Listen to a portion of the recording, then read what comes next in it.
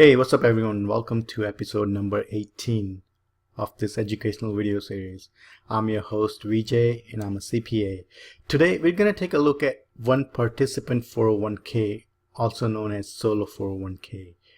Now this particular 401k plan is designed for self-employed individuals and their spouses, particularly those self-employed people that have no full-time employees. This particular 401k plan is considered the most tax advantageous retirement plan because you can contribute for 2015 and 2016 tax year. The maximum amount that you can contribute to this 401k plan is $53,000.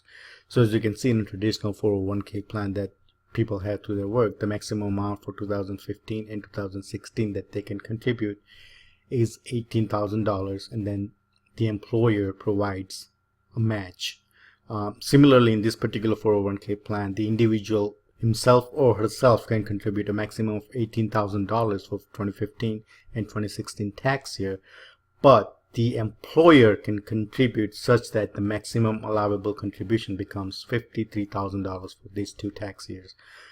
So in this particular case, the self-employed individual is considered employee as well as the employer, because self-employed is the only employee. He or she is the only employee of the company, as well as he or she is the only owner of the company.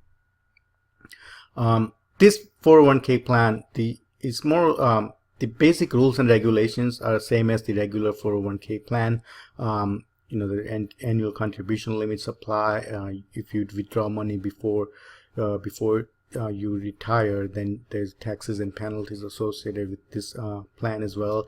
And then same as the traditional 401k plan, you can also borrow money against this particular 401k plan. Couple of things to note, that if you this 401k plan is specifically designed for self-employed individuals and their spouses, those people who have no other full-time employees. So at the time of starting this 401k plan, let's say you have no employee, but then in future you end up hiring a full-time employee that would otherwise qualify for to participate in this 401k plan, that in that case the terms of the plan has to be modified, and at that point the plan no longer remains a solo 401k or one participant 401k, because now you have multiple participants. So you have to modify the terms of the plan so that the newly hired full-time employee can also participate in this 401k plan. Or you can choose to freeze this solo 401k plan, and from that point onwards you won't be able to contribute any money to the solo 401k plan.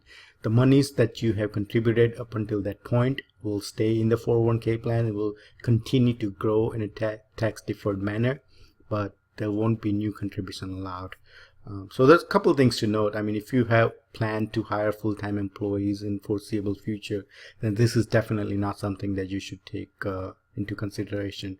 But if your job or if your business is such that you don't need any full-time employees and you don't plan to hire any in future as well, then you should definitely consider this 401k plan, because as you can see, the annual contribution amount of $53,000 for you as well as the business match is enormous. I mean, there's no other 401k plan that comes even close to this particular amount.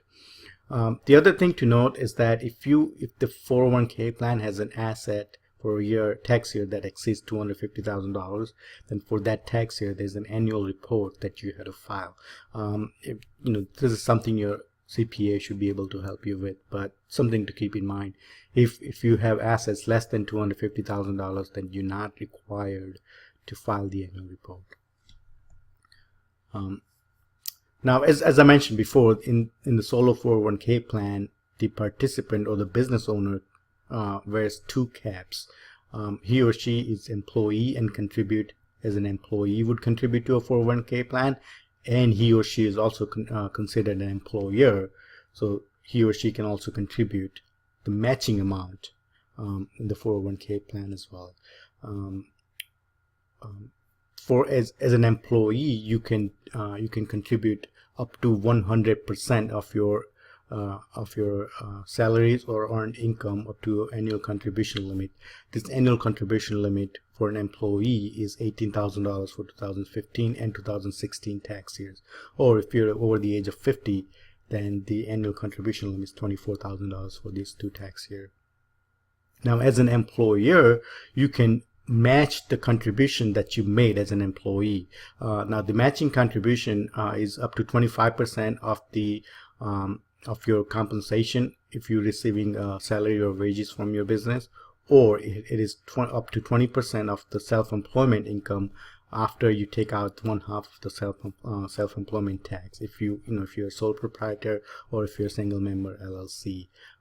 The combined contribution for employee plus the employer match is $53,000 for 2015 and 2016 tax years. Now, this annual contribution limit, they're subject to change, right? So IRS publishes this amount every year. So I would suggest that for a given tax year that you're planning to contribute money to this solo 401k, you just go to the IRS website and check out the limit for that tax year, or you can just reach out to your accountant or CPA and they should be able to help you out with that. So hope this makes sense to you all. As I mentioned before, this is the most tax advantageous 401k plan. I mean, the annual contribution limit's enormous, right? $53,000. So if you are self-employed, you should definitely consider this amount, the money that you contribute into this 401k tax deferred, so you save a lot of money on taxes as well. So please consider this. If you have any questions about this or any tax or accounting related topics, feel free to reach out to me. My contact information is on your screen. I'll be more than happy to answer anything that you have questions with. One last thing before I sign off, everyone, if you like this video, please don't forget to like, share, and subscribe. That's all for this week. I'll catch you all next week. Take care all. Bye-bye.